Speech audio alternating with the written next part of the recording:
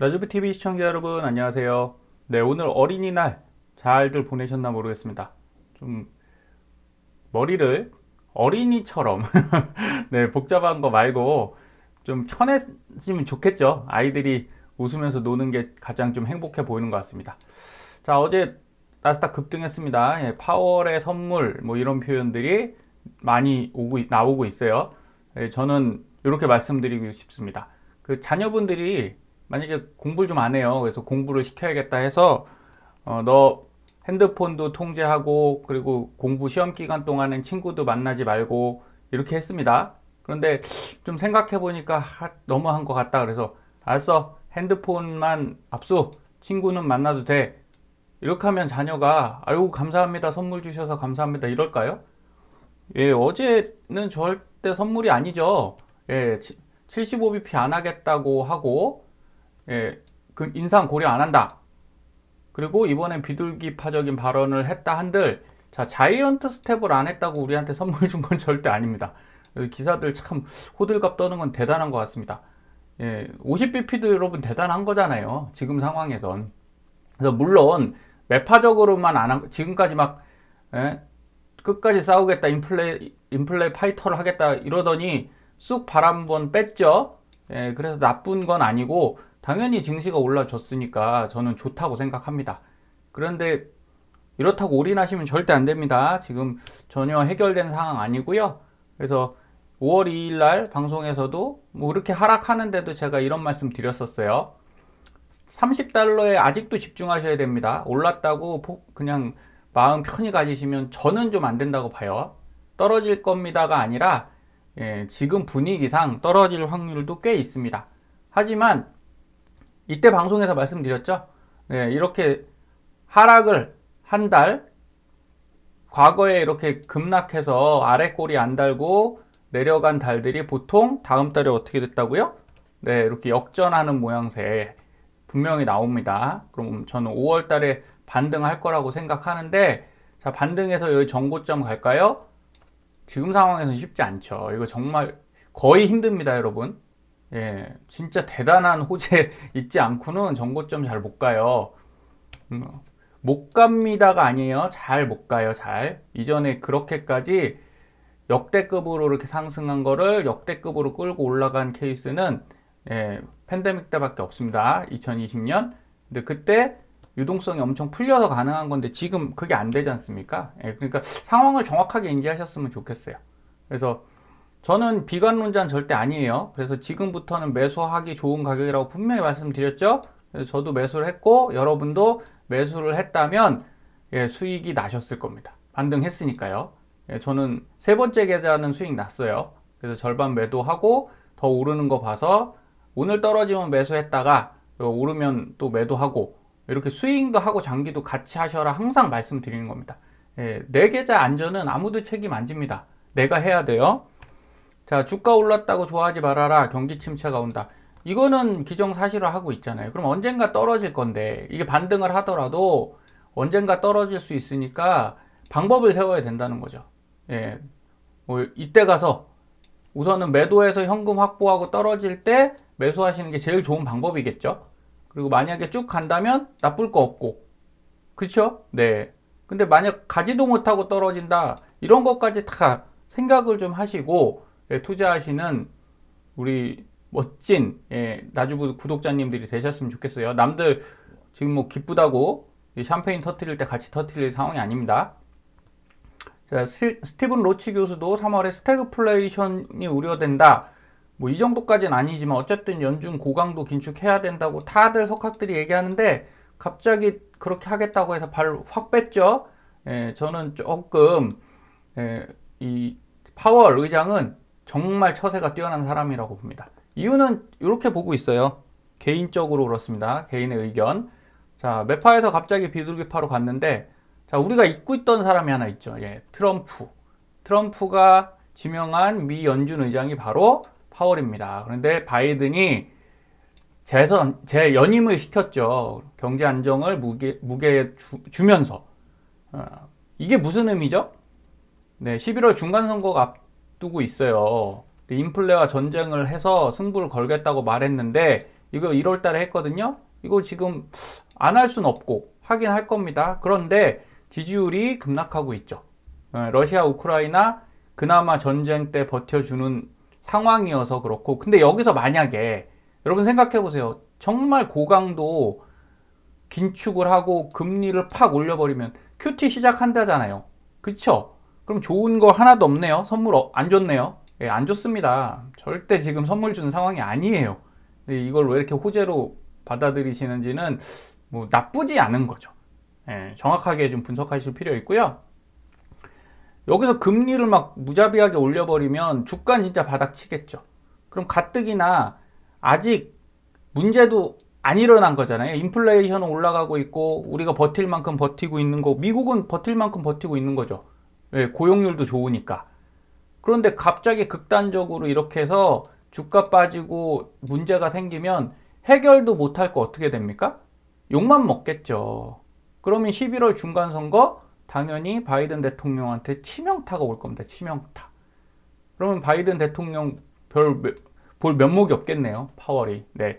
이런 부분이 살짝 있지 않나 싶어요. 그래서 11월까지는 제가 볼 때 그렇게 매파로 안 갈 겁니다. 그럼 우리가 11월까지 예, 심리가 살아나면 반등할 수도 있다고 보는 거죠. 10월, 9월, 8월, 7월.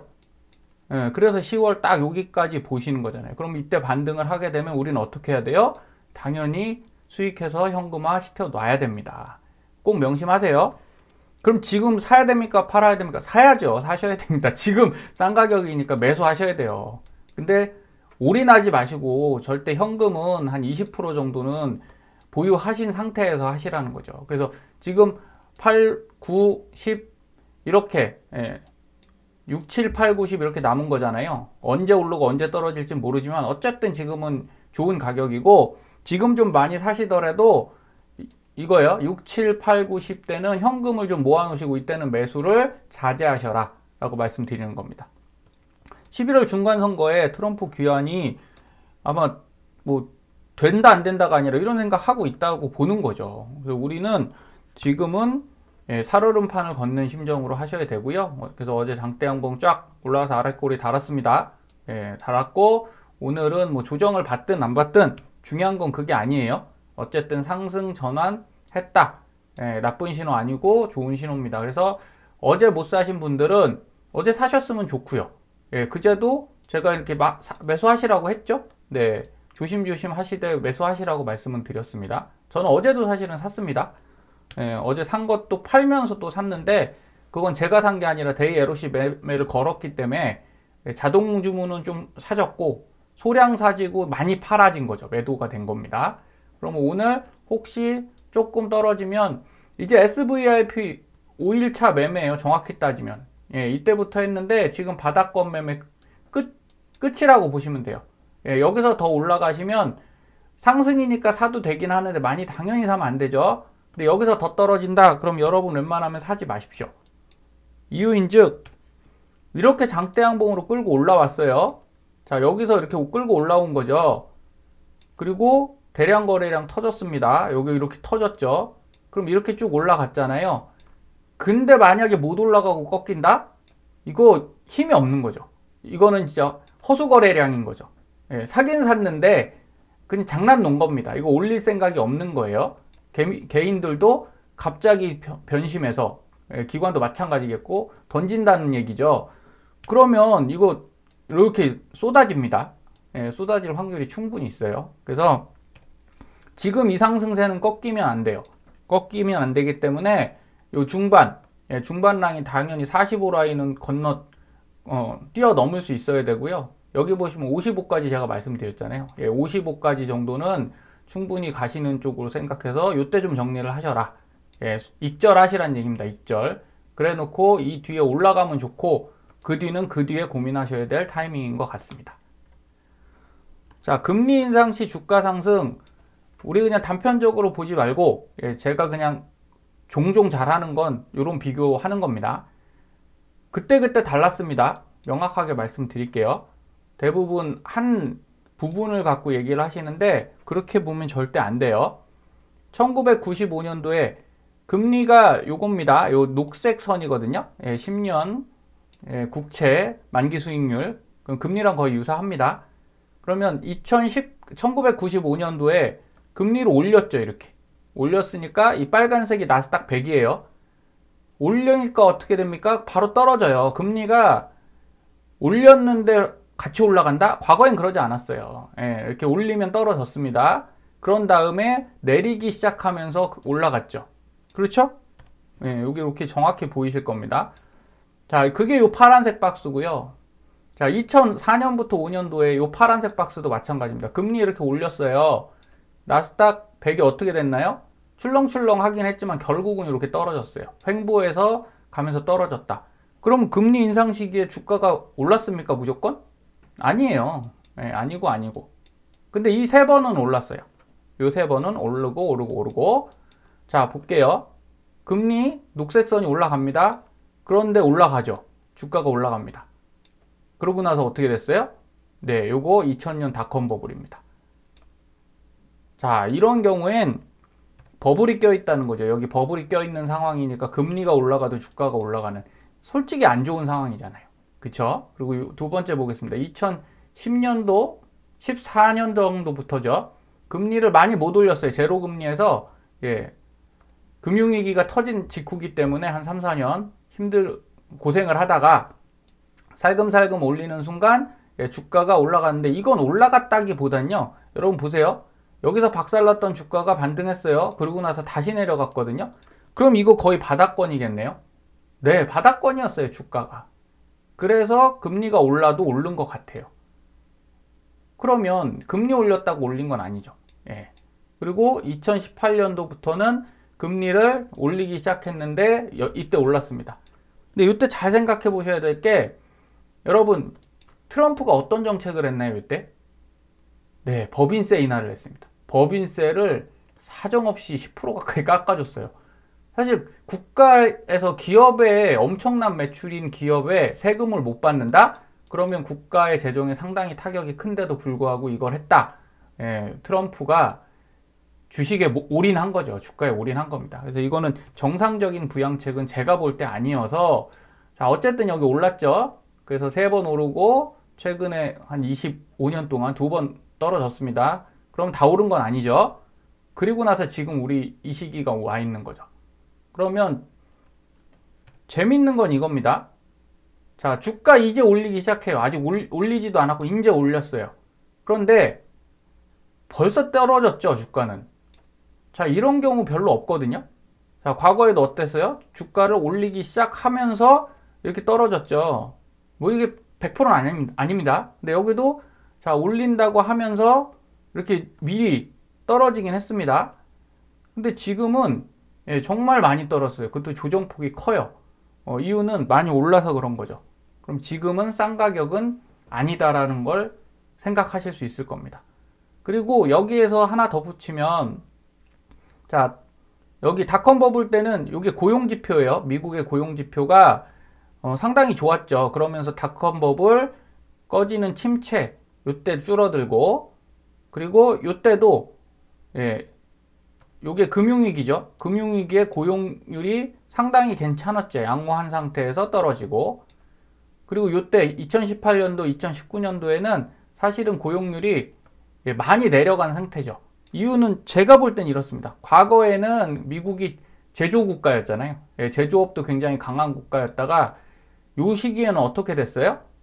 예, 다 중국에 생산을 맡겼죠. 그리고 본인들은 빅테크, 예, 그 마진 높은, 예, 그 외주 제작을 한 거죠.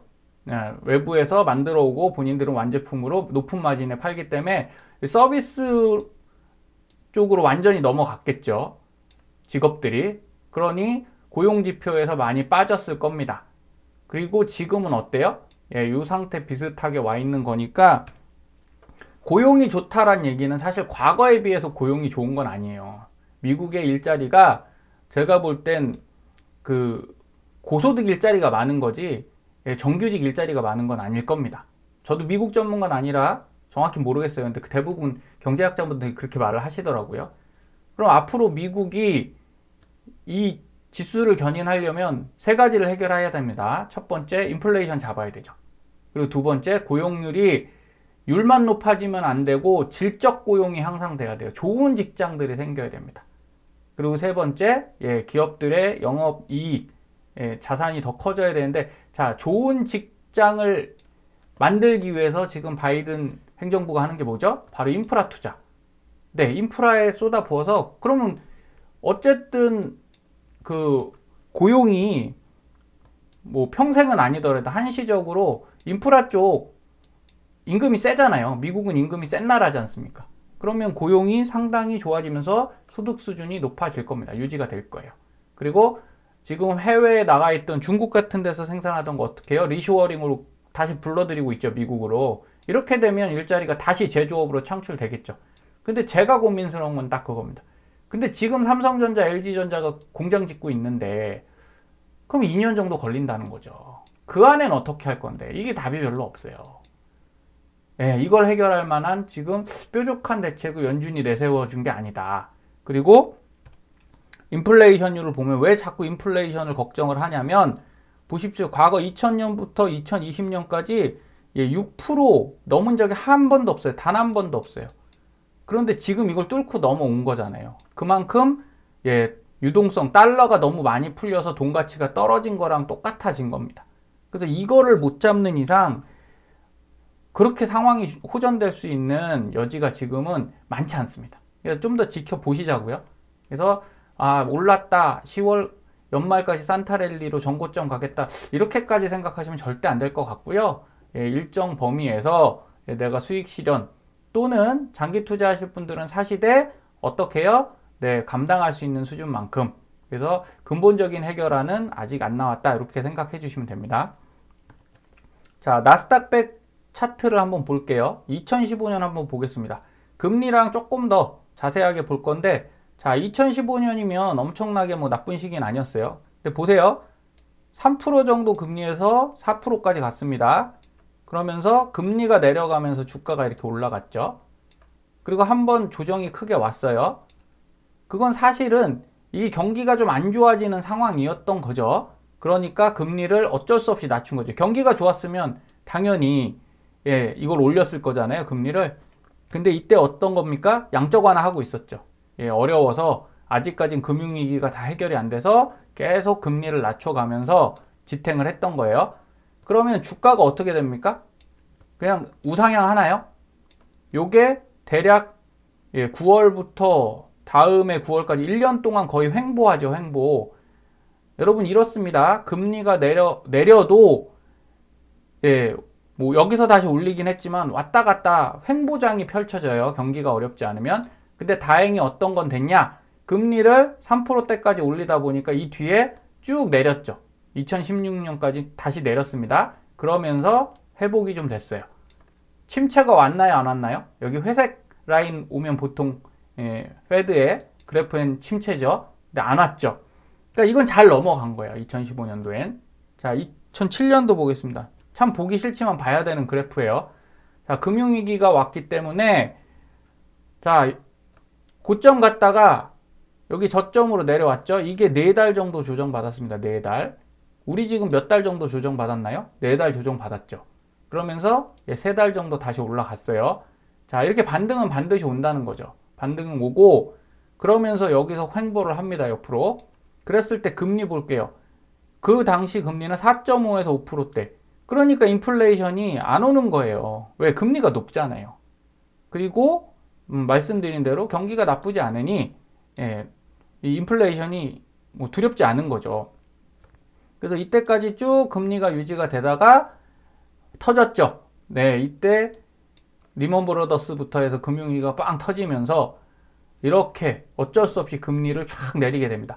결국 금리를 내린다는 건 주가를, 경기를 살려주는 방식이잖아요. 우리가 돈을 풀어서 살리는 방식인데 이때는 그 카드를 썼죠.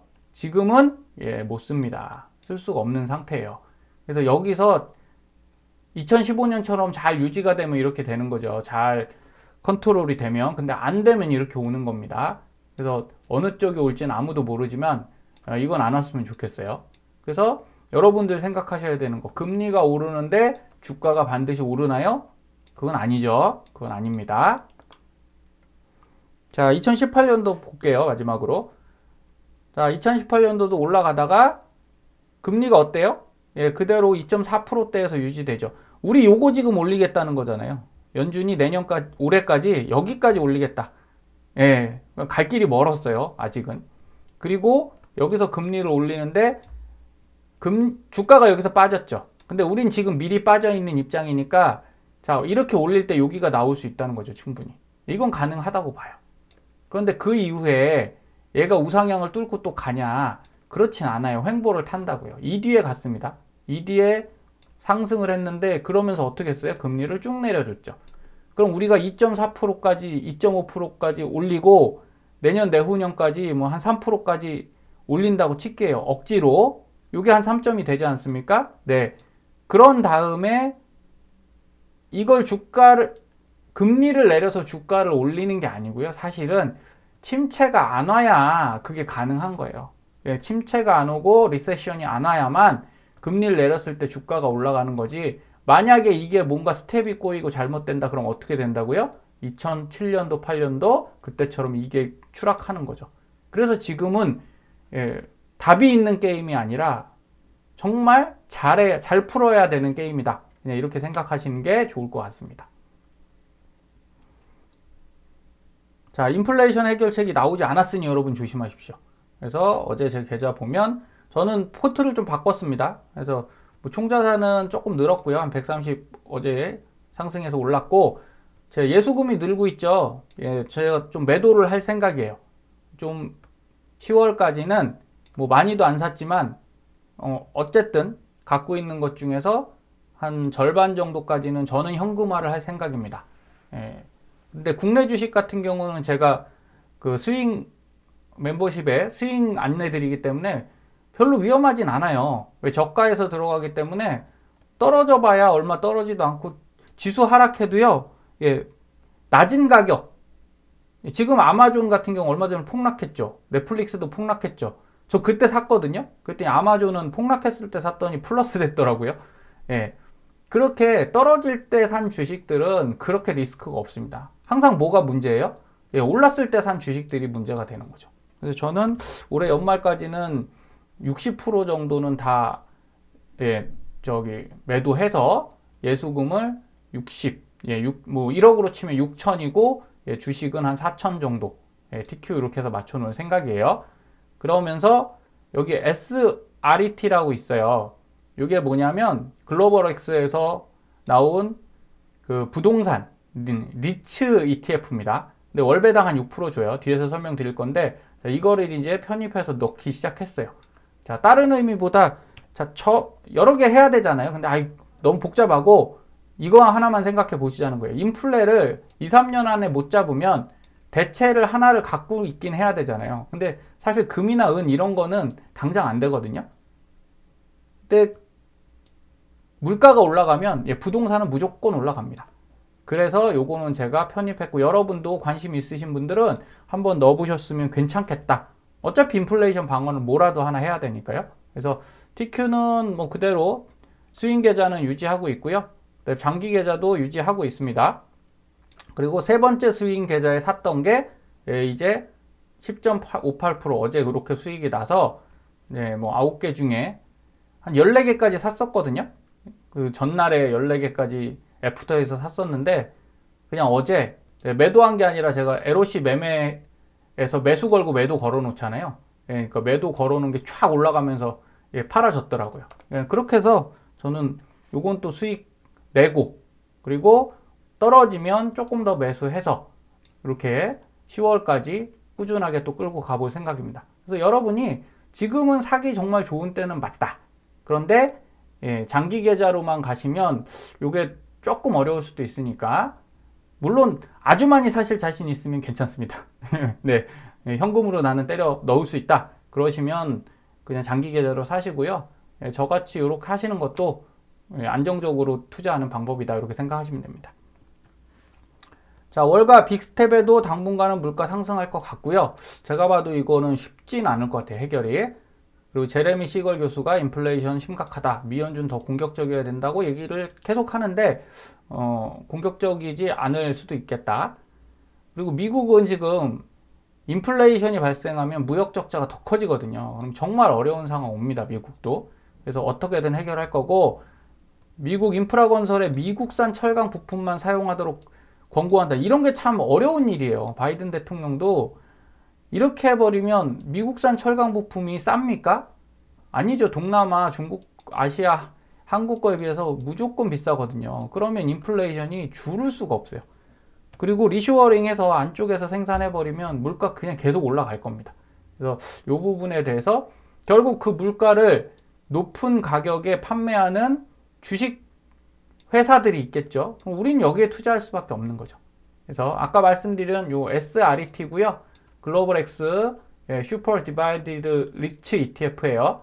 그래서 배당 수익률이 월에 6.86 정도는 되니까 좀 매력적인 부분이 있습니다. 지금 같은 시기에는. 그리고 지금처럼 움직일 때는 주가 수익률도 꽤 납니다. 그래서 리얼 에스테이트, 부동산에 투자되고 있다. 이렇게 참고 한번 해보시고요.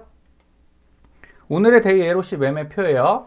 그래서 이렇게 39.8, 38.1, 40, 34.9. 물론 지금 높잖아요. 높아서 저는 바로 밑에서 사시라고 권고하고 싶지 않아서 조금 낮춰 잡아 드렸어요.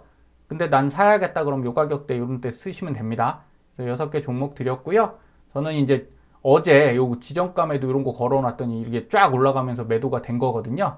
그래서 꼭 보면서 투자하실 필요는 없습니다. 미리 계획 잘 짜서 이렇게 걸어놓고 주무시면 보면서 팔았으면 스릴이 있었을지 몰라도 피곤했겠죠. 그래서 자동으로 매도돼서 수익 난 걸 저는 좋아하니까 여러분들도 이제 긴 마라톤 게임이잖아요. 그러니까 마음 편하게 드시고 조금 더 내 돈을 소중하게 잘 운용하시는 나주부 시청자님 되셨으면 좋겠습니다. 편안한 밤 되십시오. 감사합니다.